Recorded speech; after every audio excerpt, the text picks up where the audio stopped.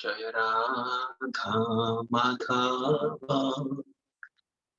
कुंज बिहारी जय राधा माधव कुंज बिहारी गोपी जना वल्लभा गिरिवरधारी जय गोपी जना वल्लभा गिरिवरधारी गोपी जना वल्लभा गिरिवरधारी जय गोपी जना वल्लभा गिरिवरधारी यशोदानंदना व्रजनानंदना यशोदानंदना जनरंजना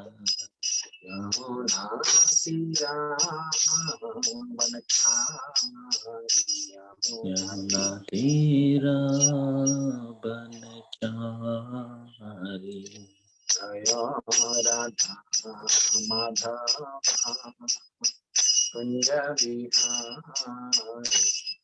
जय राधा माधव कुंज बिहारी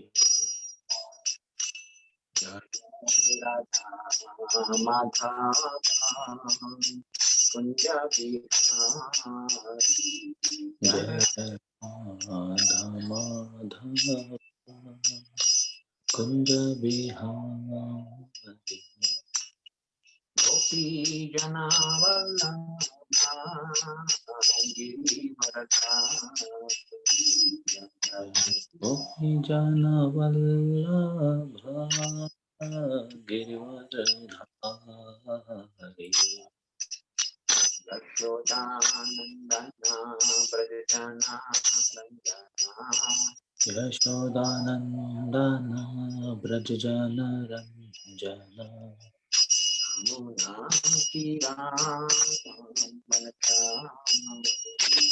यमुना तीरा बनचारी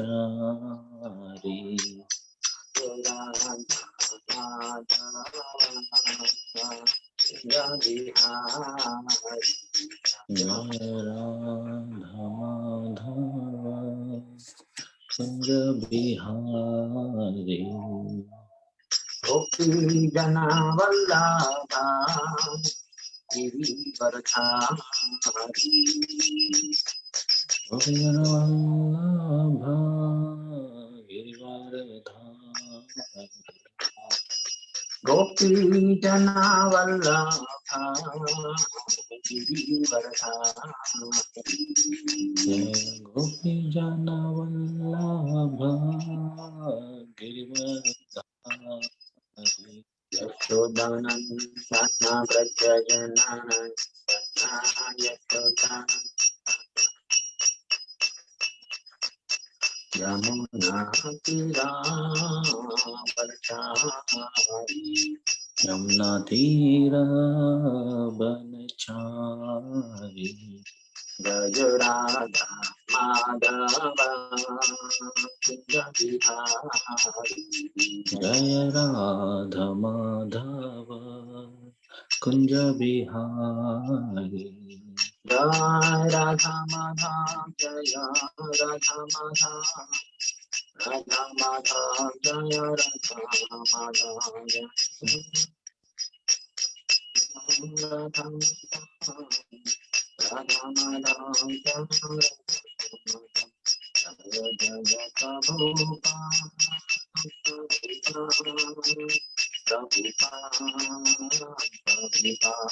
जय जय जय प्रभुपाद प्रभुपाद जय जय प्रभुपाद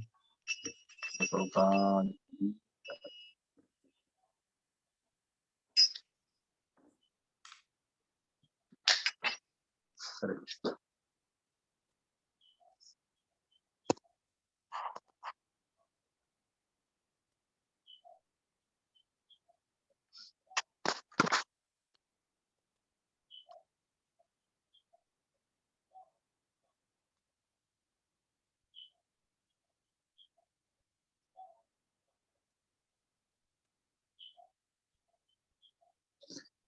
या thank you so much Prabhu जी। आपने आज बहुत ही अर्ली आपके लिए, तो it's like 6 AM in the morning, फिर भी आपने अपना समय निकाल के हमारे साथ यहाँ पे आके हमारा थोड़ा मार्गदर्शन करने का जो आपने फैसला किया, उसके लिए हम बहुत आभारी हैं। Thank you so much. और शायद आप पहले भी एक बार हमारे यहाँ इस कार्यक्रम में आ चुके हैं, राष्ट्रीय प्रभु ने आपको बुलाया था। So thank you so much Prabhu, हम बार बार आने के लिए, क्योंकि हम चाहते हैं कि आप जैसे वरिष्ठ भक्त जो हैं इस कृष्ण भावनामृत में, वो आके हम सबका मार्गदर्शन करें। तो आज हमारा टॉपिक जो है वो है भगवत गीता अध्याय 2 verse 45 45 46 right 46 I think. So please Prabhu, या सो अगर आप जब भी चाहें आप शुरू कर सकते हैं। थैंक यू सो मच प्रभु।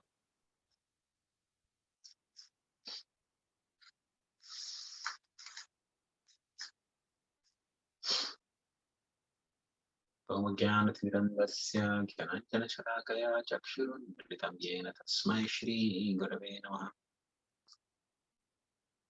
श्रीचैतन्यमनोभीष्टं स्थापितं येन भूतले स्वयं रूपकदा मह्यं ददाति स्वापदान्तिकम्। वन्देऽहं श्रीगुरो श्रीयुतापदकमलं श्रीगुरुं वैष्णवांश्च श्रीरूपं सागरजाता सहगना रघुनाथान्वितं तं सजीवम् साद्वैतं सावधूतं परिजनसहितं कृष्णचैतन्यदेवं श्रीराधा कृष्णपादान् सहगना ललिता श्रीशाकान्तांश्च। हे कृष्ण करुणा सिन्धो दीनबन्धो जगत्पते गोपेश गोपिकान्त राधाकान्त नमस्ते। तप्त कांचना गौरंगी राधे वृंदावनेश्वरी विश्वभानुसुते देवी प्रणमामि हरिप्रिये। जय श्री कृष्ण चैतन्य प्रभु नित्यानंद श्री अद्वैत गदाधार श्रीवासदि गौर भक्त वृंद। हरे कृष्णा कृष्ण कृष्ण हरे हरे, हरे राम राम राम हरे हरे।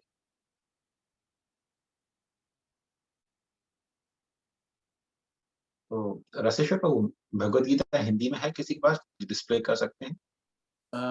यस प्रभु, मैं एक्चुअली आज आईपैड से ज्वाइन किया हूँ, लेकिन आपको मैं भेज दूँ अगर आपके पास, आप उसको शेयर करना चाहें तो। हाँ ठीक है, भेज दीजिए। एक सेकंड, हाँ मेरे पास कहीं ना कहीं यहाँ पे होगा। भगवद गीता हिंदी,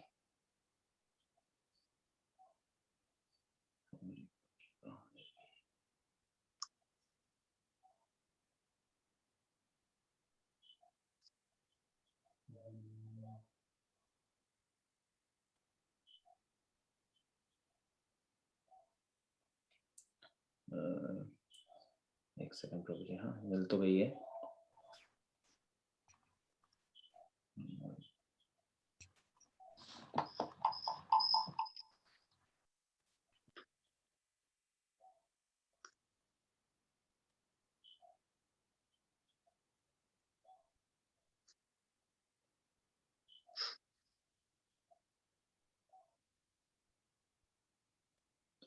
एक सेकंड प्रभु जी, हाँ भेज रहा हूँ।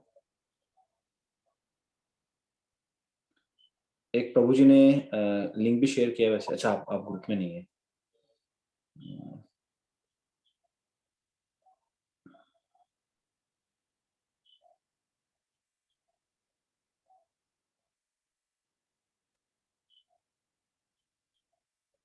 ये तो यहाँ पे चैट में डाल दीजिए।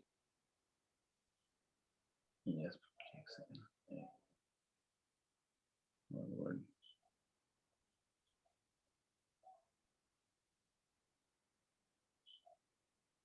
हाँ चैट में आ गया प्रभु जी।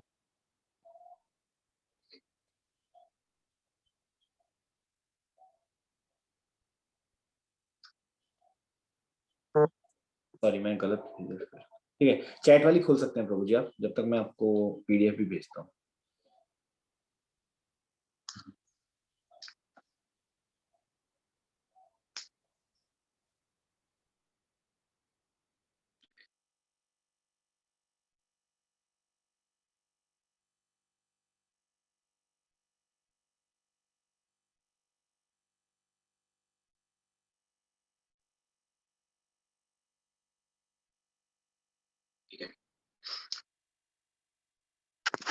तो हरे कृष्णा, आप सबका बहुत-बहुत धन्यवाद। मैं ज़रा ये शेयर कर लेता हूँ स्क्रीन, यहाँ से तो आप सब देख सकते हैं।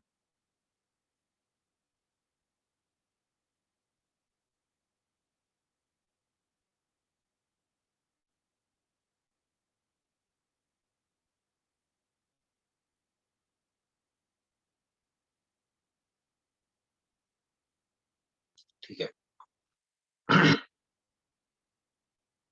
तो आज हम भगवद गीता के दूसरे अध्याय में से 46वां श्लोक पे चर्चा करेंगे।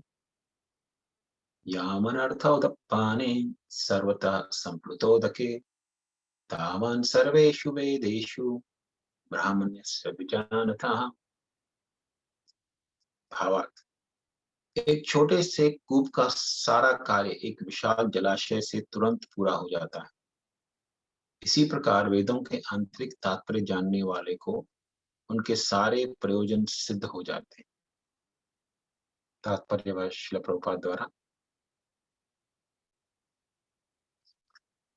वेदों के कर्मकांड विभाग में वर्णित अनुष्ठानों एवं यज्ञों का ध्येय आत्म साक्षात्कार के क्रमिक विकास को प्रोत्साहित करना है और आत्म साक्षात्कार का ध्येय भगवद गीता के 15वें अध्याय में 15.15 में इस प्रकार स्पष्ट किया गया है।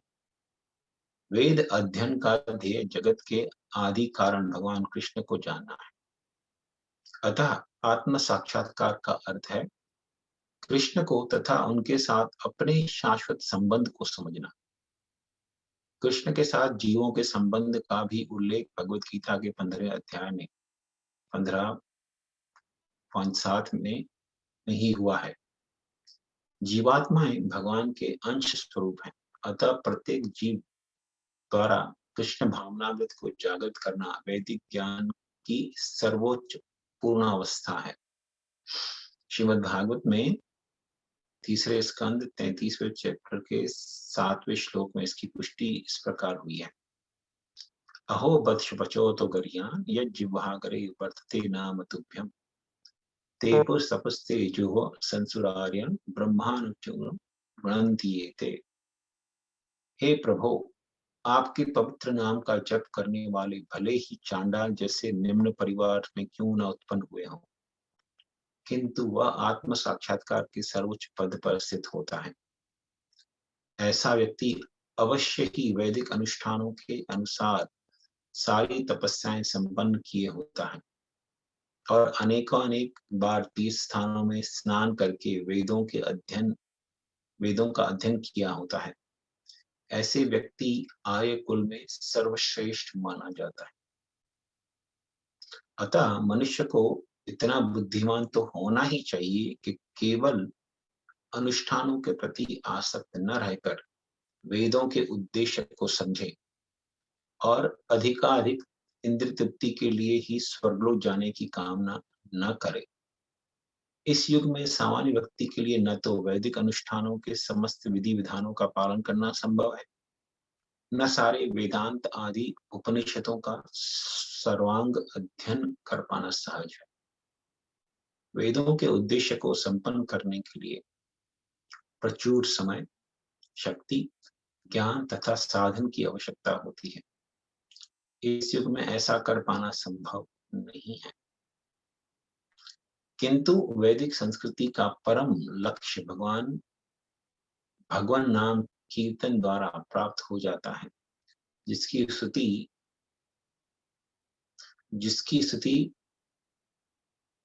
संस्तुति पतितात्माओं के उद्धारक भगवान चैतन्य द्वारा हुई है। जब चैतन्य से महान वैदिक पंडित प्रकाशन सरस्वती ने पूछा कि आप वेदांत दर्शन का अध्ययन न करके एक भाव की भांति पवित्र नाम का कीर्तन क्यों करते हैं, तो उन्होंने उत्तर दिया कि मेरे गुरु ने मुझे बड़ा मूर्ख समझकर भगवान कृष्ण के नाम का कीर्तन करने की आज्ञा दी। अतः उन्होंने ऐसा ही किया और वे पागल की भांति भावोन्मत्त हो गए। इस कलयुग में अधिकाधिक जनता मूर्ख है और वेदांत दर्शन समझ पाने के लिए पर्याप्त शिक्षित नहीं। वेदांत दर्शन के परम उद्देश्य की पूर्ति भगवान के पवित्र नाम का कीर्तन करने से हो जाती है। वेदांत वैदिक ज्ञान की परिकाष्ठा है, पराकाष्ठा है, और वेदांत दर्शन के प्रेरणा तथा ज्ञाता भगवान कृष्ण है। सबसे बड़ा वेदांती तो वह महात्मा है जो भगवान के पवित्र नाम का जाप करने में आनंद लेता है। संपूर्ण वैदिक रहस्यवाद का यही चरम उद्देश्य है। तो ये बहुत ही सुंदर श्लोक है भगवत गीता का। इस श्लोक में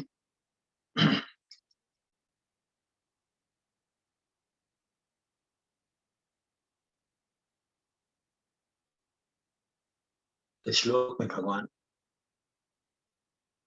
एक उदाहरण के द्वारा ये समझाने का प्रयत्न करने अर्जुन को कि जिसमें ब्रह्म को अर्थात परम ब्रह्म भगवान श्री कृष्ण को समझ लिया, उसने सब कुछ समझ लिया वैदिक शास्त्रों में से। और भगवान उदाहरण देते हैं, यावान अर्थ उदपाने सर्वत्र संप्लुतोदके। उदक मतलब पानी, तो संप्लुतोदक मतलब कोई जल की कोई विशाल, कोई बहुत बड़ा जलाशय जो समुद्र हो या नदी हो, उसको संप्लुतोदक कह सकते हैं। तो यावान अर्थ मतलब प्रयोजन, जो चीज हमारे प्रयोजन में लाने योग्य है। तो जिस प्रकार उदपान मतलब जलकूप, एक कुआं, एक कुएं का जो प्रयोजन है वो सभी तरह से, सभी प्रकार से एक नदी के द्वारा पूर्ण हो सकता है। अब ये थोड़ा समझना आजकल के युग में थोड़ा मुश्किल है लोगों के लिए, क्योंकि आजकल लोगों को पता ही नहीं है कुआं। लोग कुएं पे, पहले मुझे याद है बचपन में हम लोग कुएं पे जाते थे नहाने के लिए, क्योंकि हम मुंबई के सबर्ब्स में रहते थे, तो शहर में तो मोस्टली पानी होता ही है, लेकिन कभी कभी शहर में पानी की तंगी होती थी समर में, तो हम लोग कुएं पे जाते थे नहाने। हमारे घर के सामने ही कुआं था। हाँ। लेकिन गांव में ऐसा होता था कि हाँ, पहले के जमाने में गांव में कई कुएं होते थे, तो सब काम एक कुएं से नहीं होता था, क्योंकि ये तो एक वैदिक सभ्यता है जो लोग आजकल शायद नहीं समझ पाएंगे। बहुत ही रिफाइनमेंट लाइफस्टाइल होता था, बहुत ही सूक्ष्म तरह से रिफाइंड लाइफस्टाइल होता था वैदिक सभ्यता। तो एक कुआं होता था जहां से सारे गांव के लोग पीने का पानी लेते थे। उस कुएं को केवल पीने का पानी के लिए ही इस्तेमाल होता था। उससे कोई कपड़े नहीं धोएगा, कोई बर्तन नहीं मांजेगा, कोई नहाएगा नहीं। फिर एक और कुआं रहेगा जिसमें सब लोग आके नहाएंगे। पूरा गांव नहाने का पानी वहीं से लेता था। या तो कुएं पे आके नहाएंगे या तो घर ले जाके घर उस पानी से नहाएंगे। एक कुआं रहेगा जहाँ पे सारे बर्तन वगैरह जाके धो सकते हैं। एक कुआं रहेगा जहाँ जाके सारे कपड़े धो सकते हैं। ऐसा क्यों होता था? क्योंकि हाँ, जो जो अलग अलग कुआं है उसमें से पानी निकाल के इसका इस्तेमाल कर रहे हैं, एक स्पेसिफिक पर्पस के लिए इस्तेमाल करते थे। अब जैसे देखिए, अगर मुझे पीने का पानी चाहिए घर में, तो मैं किचन से लेता हूँ, है ना। हालांकि किचन में जो पानी आ रहा है, जो टॉयलेट में पानी आ रहा है, एक ही सोर्स से आ रहा है, लेकिन फिर भी मैं कभी पीने का पानी टॉयलेट से नहीं भरूंगा कि चलो मैं टॉयलेट में से, यहाँ पे तो सेम पानी आ रहा है ना, जो किचन में आ रहा है यही वही यहाँ पे भी आ रहा है। नहीं, लेकिन बहुत अंतर होता है, क्योंकि टॉयलेट का जो एटमॉस्फेयर है वो सैचुरेटेड है कंटामिनेशन से। पूरा वहां पे दूषित वातावरण है ना। तो वहां से पानी, पीने का पानी नहीं भरना चाहिए। हालांकि कभी बच्चे पूछ सकते हैं इसमें क्या अंतर है, लेकिन अंतर है। अंतर ये है कि टॉयलेट में जब हम यू नो मलमूत्र करने जाते हैं, निकालने जाते हैं, तो वो पूरा वातावरण दूषित होता है। सूक्ष्म तरीके से भी दूषित होता है, केवल ग्रोस ही नहीं, सूक्ष्म तरीके से भी पोल्यूटेड या दूषित होता है वातावरण। तो वहां से पीने का पानी नहीं भरना चाहिए। लेकिन गांव में ऐसा होता था कि कुआं ही अलग अलग होता था। नहाने के लिए अलग कुआं, पीने के पानी के लिए अलग कुआं, बर्तन मांजने के लिए अलग कुआं। लोगों के पास गाय बैल भी होते थे, गाय बैलों को धोने के लिए एक अलग कुआं होता था। लेकिन अगर गांव में एक नदी बह रही हो तो नदी पे जाके सारे काम कर सकते थे। क्यों? क्योंकि नदी का पानी कभी भी दूषित नहीं होता। आप कपड़े धो लीजिए वहां पे नहा लीजिए, पीने का पानी भर लीजिए उसमें से, कोई दूषित नहीं होता उसमें। तो कोई बोलेगा नहीं नहीं भाई, देखो दूसरे घाट पे जो हमारे ऊपर के फ्लो में घाट है, वहां पे तो लोग कपड़े धो रहे हैं, अभी मैं यहाँ पीने का पानी कैसे भरूं? लेकिन वैदिक सभ्यता में ऐसा माना जाता है, जो पानी बह रहा है, बहता हुआ पानी कभी भी दूषित नहीं होता। ठहरा हुआ पानी दूषित होता है, लेकिन बहता हुआ पानी कभी दूषित नहीं होता। और खास करके उसी प्रकार में अगर कोई अ, पवित्र नदी है, जैसे गंगा नदी है, उसका पानी कभी भी दूषित नहीं होता, वो हमेशा पवित्र रहता है। मुझे याद है बचपन में हमारे पिताजी ले जाते थे हमें हरिद्वार, हर साल जाते थे हम लोग हरिद्वार, स्पेशली अगस्त के महीने में जाते थे 2 हफ्ते के लिए। तो हर रोज शाम को नियम था, हमारे पिताजी ले जाते थे गंगा जी का आरती दिखाने के लिए, और एक ग्लास ले जाते थे अपने साथ। वो ग्लास भर के खुद भी गंगा जल पीते थे और हम सबको भी बोलते थे पीने के लिए। तो कभी कभी वहां पे बारिश हो जाती थी, अगस्त का महीना था, तो कभी बारिश ज्यादा होती नहीं, लेकिन कभी कभार बारिश हो जाती थी। तो शाम को गंगा का पानी में बहुत मैला होता था, मतलब उसमें बहुत आ, मट्टी रहती थी। बारिश हुई है तो सारे पहाड़ों से, आसपास की पहाड़ियों वगैरह से सारी मट्टी आके गंगा में मिल जाती थी, तो पानी गंदा रहता था। और काफी ऐसे तक, मतलब अगले दिन तक, या एक दिन तक अगर बारिश हो गई तो एक दिन तक तो कम से कम गंदा रहता था पानी। तो हाँ, कभी शाम को ले जाते थे, बारिश हो गया उस दिन, उस शाम को ले जाते थे पीने के लिए पानी, पीते थे खुद भी और हमको। एक बार मुझे याद है उन्होंने दिया मुझे पानी, पियो इससे। मैं बोला इतना गंदा है, मैं नहीं पी सकता। बोले चुपचाप पियो। पिताजी से तो तभी डरते, चुपचाप पी लिया पानी। लेकिन बोले नहीं, क्यों क्यों पीना चाहिए गंदा पानी? बोले नहीं, ये गंगा का नदी पानी पवित्र होता है, कभी दूषित नहीं होता। तो ये श्रद्धा होती थी। लेकिन हम शास्त्रों से समझते हैं कि गंगा का पानी कभी भी दूषित नहीं होता। उसी प्रकार नदी का पानी कभी दूषित नहीं माना जाता, बहता हुआ पानी कभी दूषित नहीं होता। तो गांव में अगर नदी बह रही हो तो आपको न तो पीने के पानी की कुएं की आवश्यकता है, न कपड़े धोने की कुएं की आवश्यकता है, किसी भी कुएं की आवश्यकता नहीं है, सारे काम आप जाके नदी पे कर सकते हैं। तो ये अर्थ है यावान अर्थ उदपानी सर्वत्र संप्लुतो का। भगवान यही उदाहरण दे रहे हैं कि अगर नदी बह रही है आपके गांव में तो आपको अलग अलग कुओं की आवश्यकता ही नहीं है, क्योंकि नदी जो है सारे कुएं का पर्पस सॉल्व कर देती है। जो जो आप चीज करना चाहते हैं अलग अलग कुएं पे, वो सब नदी पे जाके कर सकते हैं। तावान सर्वेषु वेदेषु, उसी प्रकार सारे वेदों में जो भी अलग अलग नियम या निषेध बताए गए हैं, उन सब का एकमात्र उद्देश्य है ब्राह्मणस्य विजानता। जिसने ब्राह्मण से मतलब परम ब्रह्म को जान लिया, विजानता, पूर्ण ज्ञानी हो गया उसका, वो व्यक्ति, उसने सारे वेद शास्त्रों के अध्ययन का मर्म समझ लिया, उसे अलग से प्रयास करने की कोई आवश्यकता नहीं।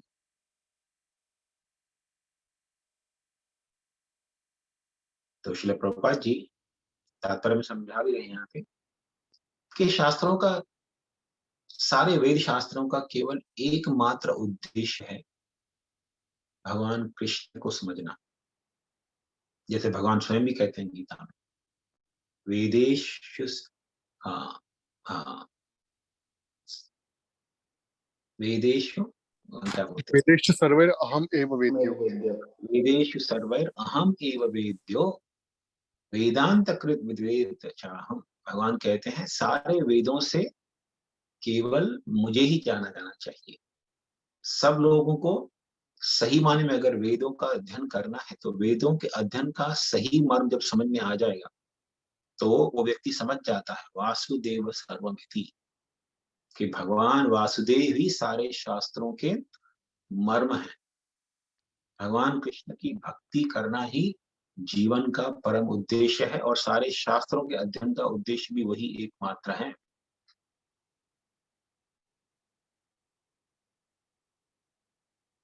लेकिन जो मूर्ख लोग होते हैं, दिखावे के लिए जिनके पास बहुत ज्ञान या डिग्री वगैरह भी हो सकता है, लेकिन हकीकत में मूर्ख होते हैं।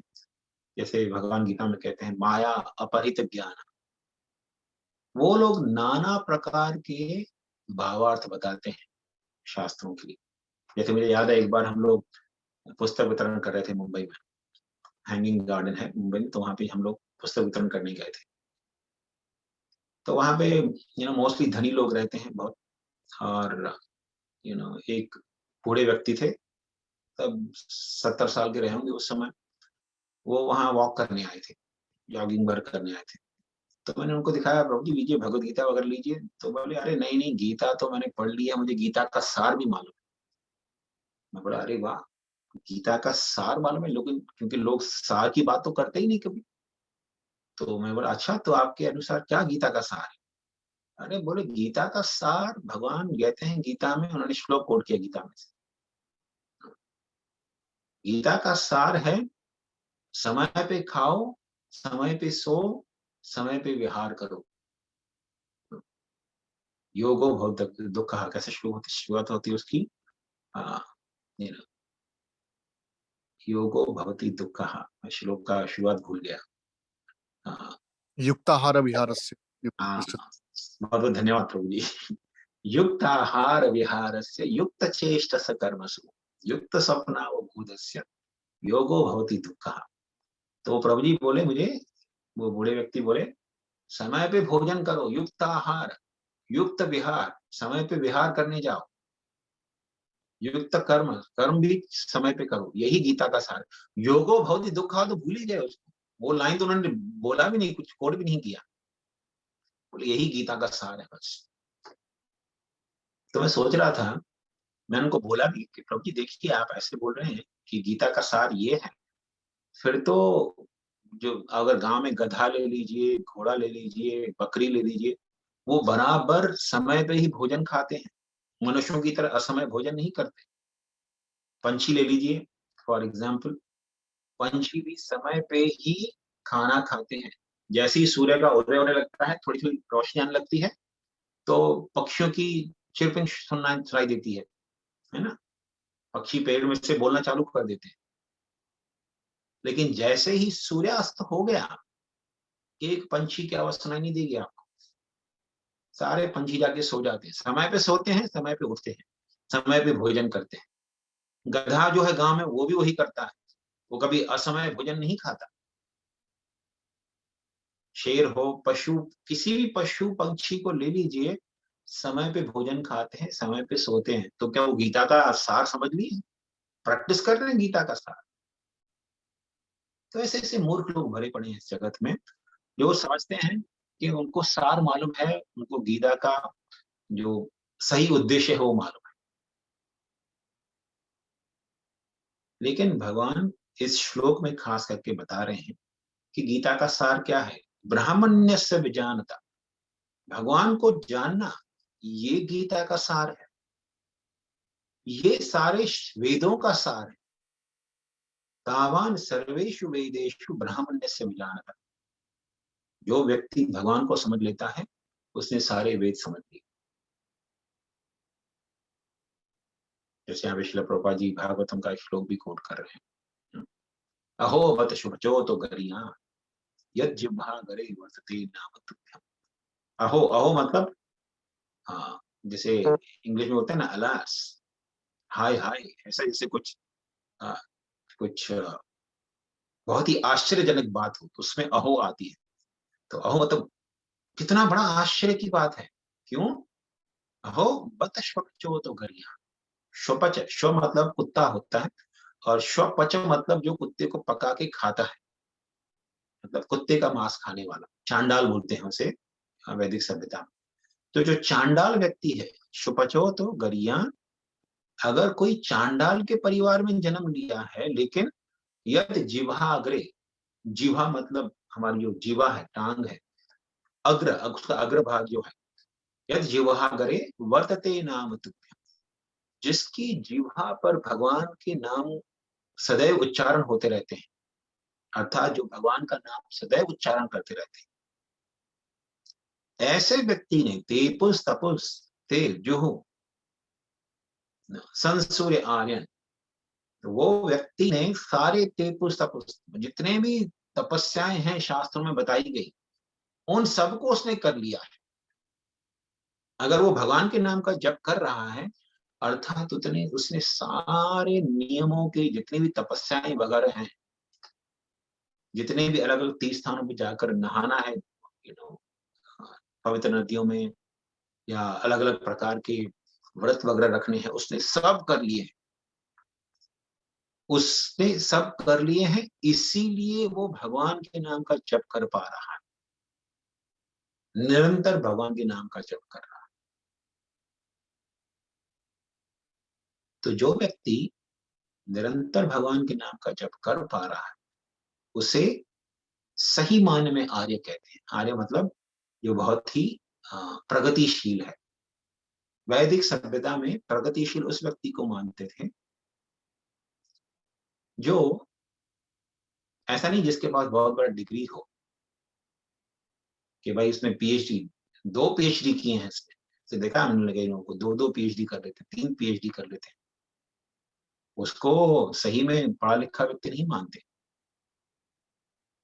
आजकल की सभ्यता में तो चाणक्य पंडित जी कहते हैं कि कोई पढ़ा लिखा व्यक्ति है ही नहीं उनके डेफिनेशन के अनुसार।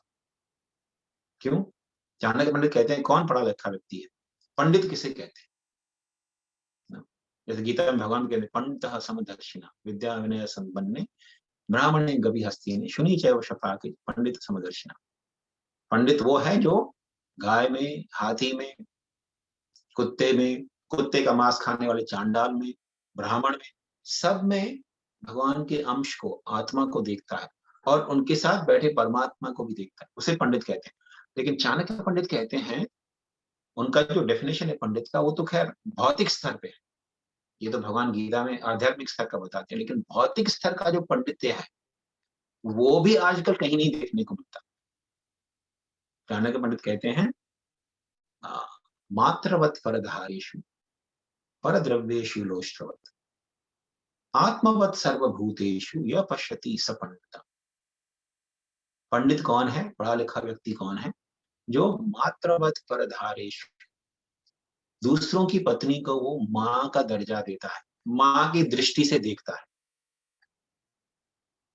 अब देखिए आजकल की सभ्यता, बच्चों को बचपन से ही स्कूल में भी सिखाया जाता है कि हर एक स्त्री को लस्टी या काम की दृष्टि से देखो, और हर एक पुरुष को सिखाया जाता है कि उसे काम की दृष्टि से देखो स्त्री को, और स्त्री को सिखाया जाता है हर एक पुरुष को काम की दृष्टि से देखो।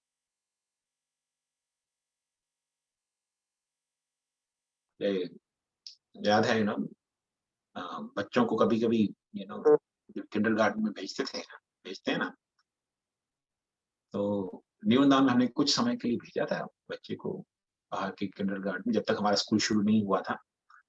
तो वहां पर 3.5-4 साल का बच्चे हैं सब, उनको सिखा रहा है जाओ लड़की को जाके फूल दे दो, वैलेंटाइन डे पे जाके फूल दे दो, ये तुम्हारी वैलेंटाइन है। मतलब 3-4 साल की उम्र से ही सिखाया जाता है बच्चों का। हालांकि बच्चों को सेंस नहीं होता है उस समय, लेकिन ये ट्रेनिंग दी जाती है, अरे वैलेंटाइन डे है, जाके लड़की को फूल दे दो, लड़की या इसको काम की दृष्टि से देखने का प्रेरणा दिया जाता है। और वही स्कूलों में, वही कॉलेजों में सिखाया जाता है। तो कोई पंडित तो है नहीं, हर पुरुष को सिखाया जाता है जो भी सुंदर स्त्री दिखे उसे काम की दृष्टि से देखो, और हर स्त्री को सिखाया जाता है जो भी इच्छा पुरुष लगे उसे काम की दृष्टि से देखना है। तो पंडित्य कहाँ रह गया? यहाँ पे तो केवल पशु के जैसी सभ्यता हो गई आजकल। और दूसरी चीज कहते हैं मातृवत परधारेषु परद्रव्येषु लोष्टवत्। दूसरों की धन संपत्ति को वो व्यक्ति रास्ते पे पड़े हुए पत्थर या कचरे के समान देखता है। परद्रव्येषु लोष्टवत्, लोष्ट मतलब जो रास्ते पे पत्थर पड़ा रहता है। अब देखिए, आप रास्ते पे कभी वॉक करते हैं, कोई छोटा पत्थर वगैरह दिख गया, उसे उठा के जेब में डाल दे, अरे ये मेरा बहुत प्रेशियस वेल्थ है। नहीं, इनसिग्निफिकेंट, कुछ वैल्यू नहीं है उसका हमारे जीवन। उसी प्रकार परद्रव्येषु, दूसरों की धन संपत्ति को जो रास्ते पे पड़े हुए पत्थर के समान देखता है।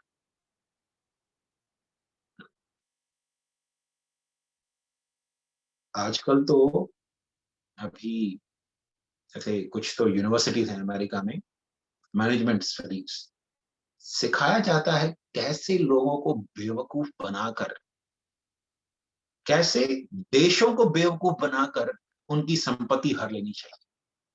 और वो स्कूल को सबसे सक्सेसफुल स्कूल माना जाता है। चिकागो में ऐसा स्कूल है, यू नो, जहां पे जो व्यक्ति अगर एमबीए करके निकले तो वर्ल्ड बैंक जैसी ऑर्गेनाइजेशन उसे रिक्रूट कर लेती है।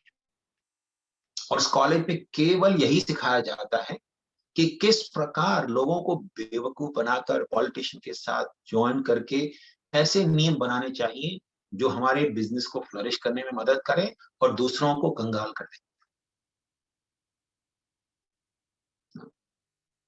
और बड़ी बड़ी कंपनियां, वर्ल्ड बैंक वगैरह, उनको तुरंत हायर कर लेती है। इसलिए देखिए, वर्ल्ड बैंक जैसे जो ऑर्गेनाइजेशन है उनकी धन संपत्ति बढ़ती जाती है। जो देश उससे उधार लेता है उस देश का दिवाला निकल जाता है। हिस्ट्री रही है ना? परद्रव्येषु लोष्टवत्। लेकिन चाणक्य पंडित कहते हैं दूसरों के धन को जो कचरे के समान देखता है। इसका कारण क्या है? क्यों बोलते हैं चाणक्य पंडित ऐसा? क्योंकि आज मान लीजिए मैंने किसी का धन संपत्ति हड़प लिया, है ना, और वो व्यक्ति कुछ नहीं कर पाया, कोर्ट में गया, कुछ भी कर लिया, लेकिन कुछ फैसला भी नहीं मिला, सब मुझे मिल गया। ऐसा नहीं कि वो चैप्टर क्लोज हो गया वहां, नहीं, वो तो चैप्टर की शुरुआत है। आपको उस व्यक्ति से इंडेट होने के कारण, चीटिंग करने के कारण आपका कर्मा का एक चैप्टर ओपन हो गया। आपको उसका पूरा भुगतान करना पड़ेगा, पूर्ण रूप से भुगतान करना पड़ेगा, और सूद के साथ चुकाना पड़ेगा। ऐसे एक बहुत धनी व्यक्ति थे जो लोगों को ऐसे ही पैसा देते थे, सूद पर पैसा देते थे। तो लेकिन बहुत उदार दिल वाले थे, और बहुत ही अच्छे सज्जन व्यक्ति थे। तो लोग उनके पास आते थे और कभी कभी आते थे इस इच्छा से कि भाई मैं इनको वापस नहीं करूंगा, उनसे पैसा ले लूंगा लेकिन वापस नहीं करूंगा, लेकिन वो फिर भी देते थे। पूछते थे भाई अभी तुम कभी वापस करोगे? तो कभी एक व्यक्ति ने आके बोल दिया कि महाराज जी देखिए, मैं इस जन्म में तो नहीं दे पाऊंगा, अगले जन्म में दूंगा। बोले ठीक, कोई बात नहीं, अगले जन्म में दे देना। क्योंकि इस व्यक्ति जानते थे कि कर्म वगैरह का फेर है, तो अगले जन्म में दे देना। बोले कोई बात नहीं, आप अगले जन्म में ले जाओ। देते थे फिर। तो एक चोर उचक्का था, उसको सूझा कह रही ये तो बहुत अच्छा है, इसको व्यक्ति को मूर्ख बनाना चाहिए। मैं भी जाके चोरी करने की जरूरत ही नहीं है, जाके बोलो खाई मेरे को चाहिए, दे दो पैसा, मैं अगले जन्म में दे दूंगा आपको। क्योंकि नास्तिक था चोर। तो गया उसके पास और बोले हाँ सेठ जी, मुझे थोड़ा ऋण चाहिए आपसे, थोड़ा। कितना चाहिए? बोले बहुत सारा धन मांग लिया। बोले अच्छा, कभी वापस दोगे? अगले जन्म में दे दूंगा। ठीक, कोई बात नहीं, मुंशी जी इनको दे दीजिए जितना चाहिए था। तो जाके मुंशी जी ने दे दिया धन। हाँ, लेकिन वो धन लेने गए उससे पहले बोले ठीक है मैं आता हूँ 2 मिनट में। तो गौशाला में गए निरीक्षण करने के, देखूं कि गौशाला में कोई चोरी वोरी करने योग्य है क्या, गाय वगैरह कैसे चुरा सकते हैं। तो गए तो वहां पर एक नया नया भैंस लाया गया था, वो गाय से बातचीत कर रहा था और somehow भगवान की कृपा से उसको उनकी वार्तालाप सुनाई समझ में आने लगी। तो गाय बोली कि मैं तो आज ही आई हूँ। तो भैंस को पूछी तुम कब से हो यहाँ से? बोली मैं तो यहाँ से 10 साल से हूँ, सेठ जी की सेवा करती हूँ, यहाँ पे दूध देती हूँ। अच्छा, तो बोले ऐसा क्यों? बोले अभी मैंने पिछले जन्म में ना इन सेठ जी से धन लिया था, उनको बोला था मैं अगले जन्म में आपका चुका दूंगी, तो ये चुकाने के लिए आई हूँ। 10 साल से मैं सेवा कर रही हूँ सेठ जी की। अभी तू आई है तो तुझे भी सेवा करना पड़ेगा, तूने भी धन लिया होगा इससे। तो चोर बोला अरे बाप रे बाप, मतलब अभी मैं सेठ से धन लूंगा, अगले जन्म में गाय भैंस बन के इनके तबेले में मुझे इनका दूध देना पड़ेगा और ऐसे कर्ज चुकाना पड़ेगा। नहीं चाहिए, नहीं चाहिए। जाके बोले मुझे नहीं नहीं मंशी नहीं, कुछ नहीं चाहिए मुझे धन संपत्ति। ये सत्य है, ये कोई कथा नहीं है, ये एक्चुअली सत्य है। अगर हम किसी से कुछ ऋण लेते हैं, किसी का कुछ लाभ उठाते हैं, तो उसके प्रति हम ऋणी हो जाते हैं। किसी का धन हड़प लिया हमने, तो कर्म का फेर में पड़ गए हम लोग। इसीलिए चाणक्य पंडित बोलते हैं कि समझदार व्यक्ति इस बात को जानते हुए भले ही रास्ते पे किसी का बटुआ पड़ा मिल जाए, नहीं उठाएगा। बोले नहीं मेरा नहीं है, मुझे मैं नहीं चाहिए। कभी उठा के उस व्यक्ति को वापस कर देगा तो ठीक है, लेकिन अपने पास नहीं रखेगा कभी। तो आत्मवत सर्वभूतेषु, तीसरी चीज बोलते हैं जो सभी जीवों को अपने समान देखता है। देखिए आजकल यहाँ पे कहाँ पे है ऐसा दृष्टि। सारे पशुओं को कत्ल खाने में ले जाके उनका काट के छोटे छोटे टुकड़े करके मार्केट में बेचते हैं, पीसेस। मान लीजिए कोई मेरे शरीर के टुकड़े टुकड़े करके मार्केट में बेचे, कैसा लगेगा? आत्मवत सर्वभूतेषु, दूसरे जीवों के साथ ऐसे व्यवहार करो जैसे आप चाहो कि दूसरे आपके साथ व्यवहार करें।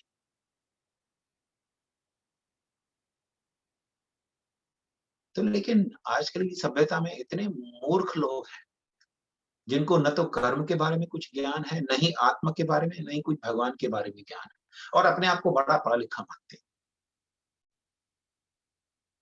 लेकिन हकीकत में मूर्ख हैं ये लोग। उन्हें पता नहीं है कि कितने तकलीफ में पड़ जाने वाले अपने कर्मों के कारण। तो यहाँ पे प्रभुपाद समझा रहे हैं कि लेकिन जो व्यक्ति भले ही चंडाल के परिवार में जन्म लिया हो, लेकिन अगर उसके मुख से भगवान के नाम का उच्चारण हो रहा है, निरंतर हो रहा है, वो व्यक्ति कोई साधारण व्यक्ति नहीं है। उसने वेद शास्त्रों के सारे अध्ययन कर लिए हैं, सारे तीर्थ स्थानों में जाके वहां पे तपस्या की हुई है, और इसी कारणवश वो व्यक्ति मर्म जान गया है सब चीजों का, इसीलिए भगवान के नाम का जप कर रहा है। जैसे श्री चैतन्य महाप्रभु की लीलाओं में हरिदास ठाकुर थे। हरिदास ठाकुर एक ऐसे भक्त थे भगवान श्री चैतन्य महाप्रभु के, जो निरंतर उनके मुख से भगवान कृष्ण का नाम निकलता रहता था। हर दिन, हर 24 घंटे में वो 3 लाख नाम लेते थे भगवान के। 3 लाख। हम लोग जो हमारे इस्कॉन संस्थान में जो 16 माला करते हैं ना, तो 16 माला लगभग होता है 28,000 नाम। तो 28,000 नाम से 16 माला होते हैं। अगर 3 लाख नाम लेने हैं आपको, तो उसका 8 गुना करना पड़ेगा लगभग।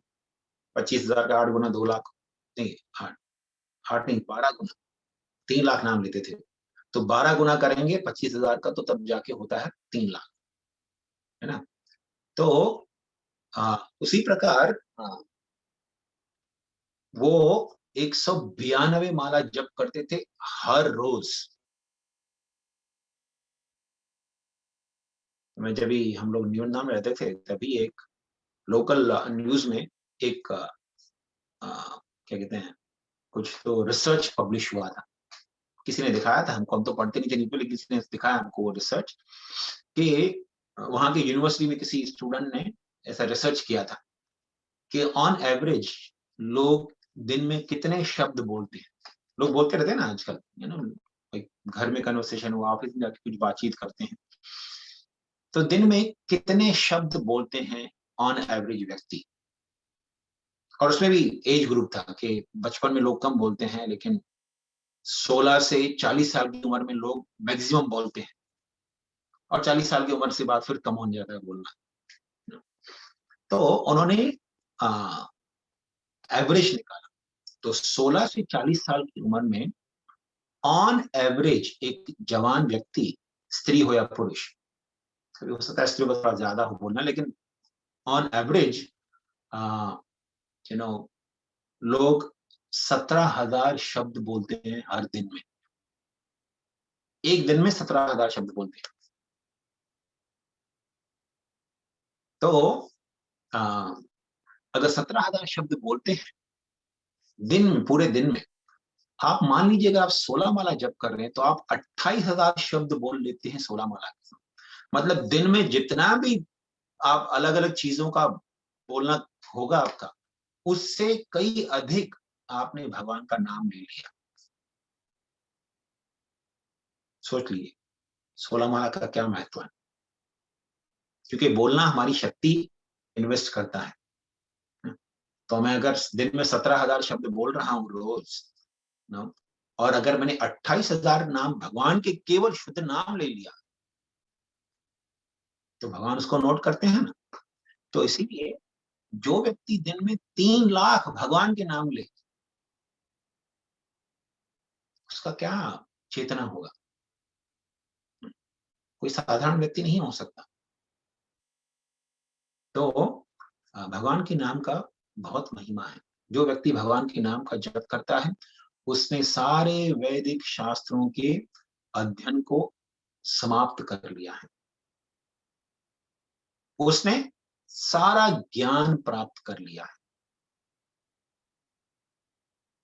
हरिदास ठाकुर, एक बार ऐसा हुआ कि हिरण्य मजूमदार और गोवर्धन मजूमदार दो बहुत ही धनी व्यक्ति थे। रघुनाथ दास गोस्वामी, जो 6 गोस्वामियों में से एक गोस्वामी है, उनके पिता और चाचा। तो हिरण्य मजूमदार उनके पिता थे और गोवर्धन मजूमदार उनके चाचा थे।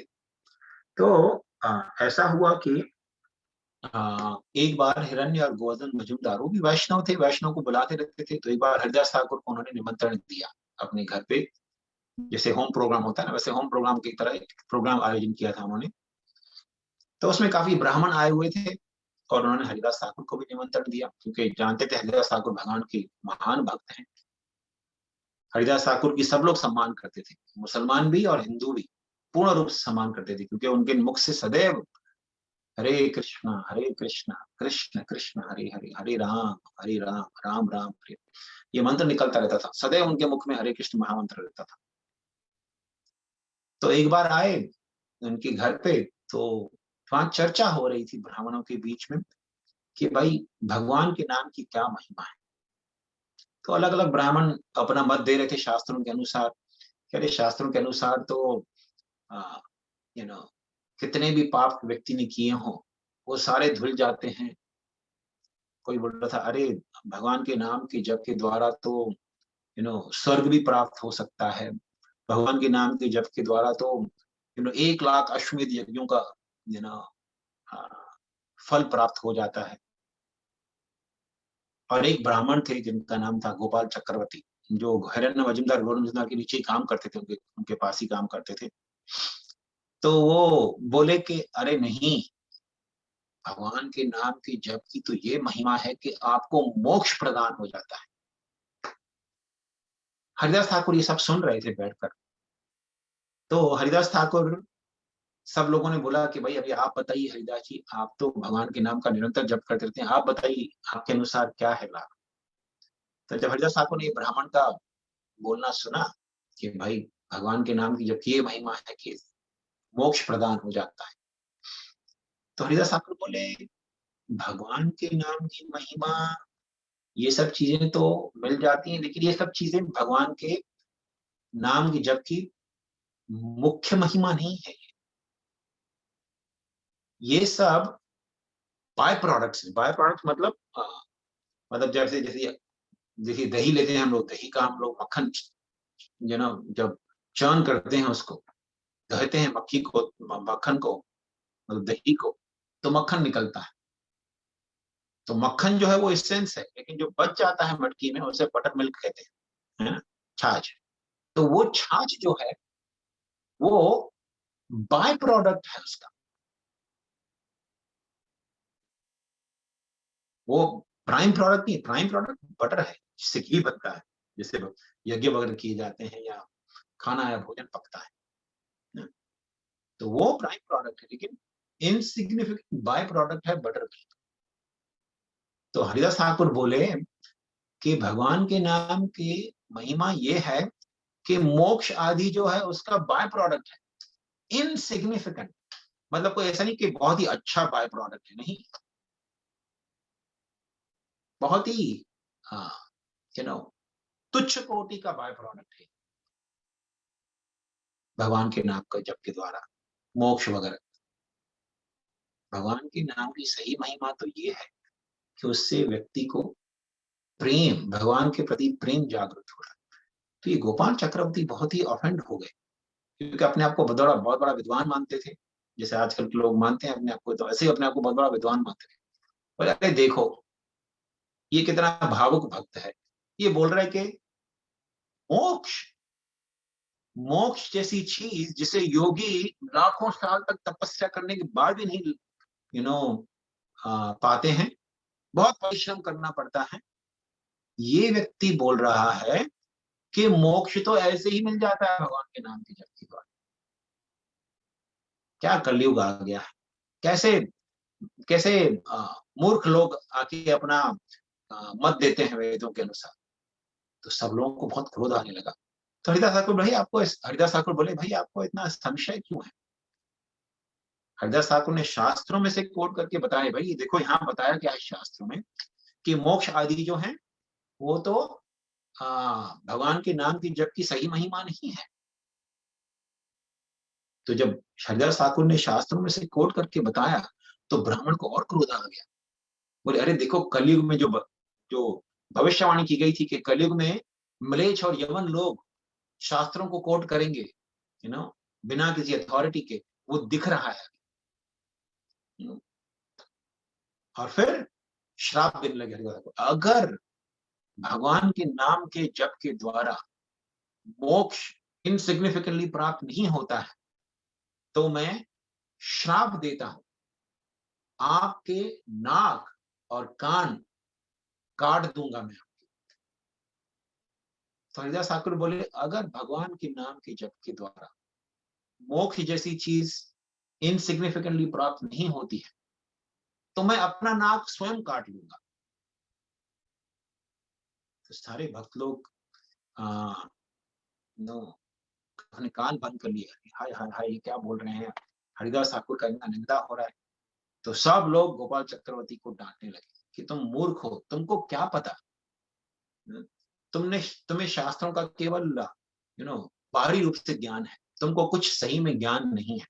और हिरण्य मजूमदार, गोधन मजूमदार ने देखा कि भाई ये व्यक्ति तो बहुत ही अपराधी है, इसने बहुत अपराध किया है भक्तों के प्रति, भगवान के महान भक्त के प्रति। उसे तुरंत अपनी नौकरी से निकाल दिया, बोले तुम निकल जाओ यहाँ से, आज के बाद कभी नौकरी पे मत आना। और 3 दिन के अंदर उस गोपाल चक्रवर्ती के को कोढ़ की बीमारी हो गई। और कोढ़ की बीमारी मालूम है आपको, अलग अलग जो जो शरीर के अंग होते हैं वो गल जाते हैं। तो उसका नाक गल गया पहले, तो जो उसने श्राप दिया था हरिदास ठाकुर को, उसका अपना नाक गल गया। इतना सुंदर शरीर था, इतना सुंदर चेहरा था उसका, नाक गल के गिर गई। अब सोच सकते हैं क्या कितना गंदा लग रहा होगा। उसकी उंगलियां इतनी सुंदर थी, उसके हाथ इतने सुंदर और नरम थे, ब्राह्मण था वो, युवक नव युवक ब्राह्मण था, उसकी उंगलियां भी पिघल के गिर गई। तो उसे भगवान ने इस प्रकार दंड दिया हरिदास ठाकुर के प्रति अपराध करने के कारण। तो ऐसे मूर्ख लोग जो होते हैं वो सोचते हैं कि अरे भगवान के नाम की इसीलिए हम जो भगवान के नाम का जप करते हैं उसमें 10 अपराध आते हैं। उसमें से एक अपराध आता है भगवान के नाम की महिमा को मनगढ़ंत मानना, ये समझना कि भगवान की जो नाम की महिमा बताई गई है शास्त्रों में वो मनगढ़ंत है, लोगों को केवल प्रोत्साहन देने के लिए, भाई तुम जप करो इसलिए ये सब बताया गया है। नहीं है, ये सत्य नहीं है। सत्य यही है कि शास्त्रों में भगवान के नाम की जो जो महिमा बताई गई है वो सही में सत्य है। जैसे शास्त्रों में बताया गया है कोई पापी इतने पाप कर ही नहीं सकता, एक जन्म में नहीं, करोड़ों जन्म में भी कर मिलके भी इतने पाप नहीं कर सकता जो भगवान के एक नाम के उच्चारण से नष्ट न हो जाए। कोई पाप नहीं रह जाएगा, एक नाम के उच्चारण से सारे पाप नष्ट हो जाएंगे, करोड़ों करोड़ों जन्मों के सारे पाप नष्ट हो जाते हैं। इतनी भगवान के नाम की महिमा है। अब जैसे देखिए उदाहरण ले लीजिए, पाप जो है उसे अंधकार माना जाता है। पाप मतलब लोग पाप क्यों करते हैं? क्योंकि अज्ञानी होते हैं, पता नहीं कि मैं कौन हूं, मैं आत्मा हूं, इस सत्य को नहीं जानते हैं। हर जीव जो है जगत में वो आत्मा है, न तो उसकी जन्म होती है न उसकी मृत्यु होती है। इस सत्य को जो लोग नहीं जानते हैं, जो सोचते हैं कि ये शरीर ही मैं हूं, उस शरीर को संतुष्टि देने के लिए अलग अलग जीवों के प्रति हिंसा करते हैं, उन्हें एक्सप्लॉइट करते हैं, उनका शोषण करते हैं अपने आनंद के लिए। तो इसे पाप कहते हैं, इसे पाप की संज्ञा दी जाती है। दूसरों का शोषण करना, दूसरों के प्रति अपराध करना केवल अपनी इंद्रिय तृप्ति के लिए, तो ये अंधकार के समान है।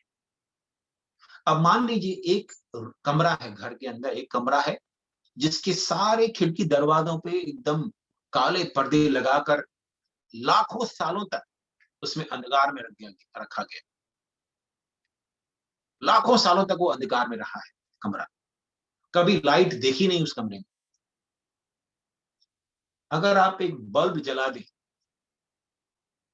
या एक विंडो खोल दें, सूरज की रोशनी आने लगे वहां से, तो क्या अंधकार ये बोलेगा नहीं नहीं मैं तो यहाँ लाखों सालों से रह रहा हूं, अभी मैं तो नहीं निकलने वाला यहाँ से, भाई यहाँ मेरा साम्राज्य है? नहीं, जो ही एक बल्ब जलाया सारा अंधकार निकल जाएगा अपने आप। वैसे ही एक भगवान का नाम जो है वो रोशनी के समान है। एक नाम ले लिया भगवान का, सारा अंधकार नष्ट होना ही है, इसमें कोई संशय नहीं। तो इसीलिए जो व्यक्ति इस श्रद्धा के साथ हरे कृष्ण कृष्ण कृष्ण हरे हरे, हरे राम राम राम हरे हरे, इस तरह भगवान के नाम की शरण लेता है, उसका सारा अंधकार नष्ट हो जाता है और सारे वैदिक शास्त्रों का जो मर्म है उस व्यक्ति ने जान लिया। ये महिमा है भगवान के नाम के जप की। तो इसीलिए श्रील प्रभुपाद जी बहुत एम्फसाइज किए हैं अपने सारे ग्रंथों में, अपनी सारी शिक्षाओं में, अपने सारे लेक्चर्स में, कि हमें भगवान के नाम के जप को का आश्रय लेना चाहिए, भगवान के नाम का जप करना चाहिए नियमित रूप से, क्योंकि यही सही मान्य में सारे शास्त्रों का मर्म और सार। जो भगवान के नाम का जप करता है ना, उसने सारे शास्त्रों के मर्म को जान लिया है। तावान सर्वेषु वेदेषु ब्राह्मण से जानता। बहुत बहुत धन्यवाद। हरे कृष्णा। किसी का हरे कोई कृष्ण तो पूछ सकते हैं। Hare Krishna Prabhu ji, very nice, thank you so much Prabhu ji. बहुत ही ज्यादा बहुत सारे अच्छे उदाहरण ले लेके आपने सारे वेदों से उदाहरण ले लेके हमें इस श्लोक को समझाने की कोशिश की। Thank you so much Prabhu. Thank you very much. बहुत बहुत धन्यवाद प्रभु जी, बहुत अच्छा लगा आपका प्रवचन आज। आपके जो छोटे छोटे चुटकुले जो एनेक्डोट्स थे बहुत ही अच्छे थे। Thank you so much, it was very nice. Hare Krishna. तो अगर कोई प्रश्न नहीं है तो फिर हम यहाँ पे समाप्त करेंगे।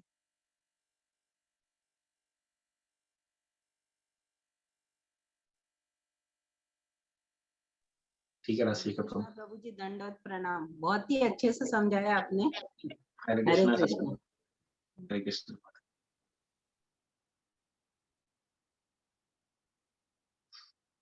ठीक है, तो राशि का प्रभु यहाँ पे समाप्त करेंगे। Yes Prabhu. Rasheshwar Prabhu. Yes Prabhu ji. We are good. Yes yes Prabhu, thank you so much. Thanks Prabhu, please keep coming so that हमको मार्गदर्शन मिलता रहे आपसे। आपका क्लास हमेशा ही बहुत अच्छा होता है। Hare Krishna. Thank you very much. जय श्री प्रभुपाद। प्रभुपाद की जय। शंकरानंद प्रभु की जय। हरिभ्यो वैष्णवेभ्यो नमो नमः। अंत कोटि वैष्णव वृंद की जय। जय।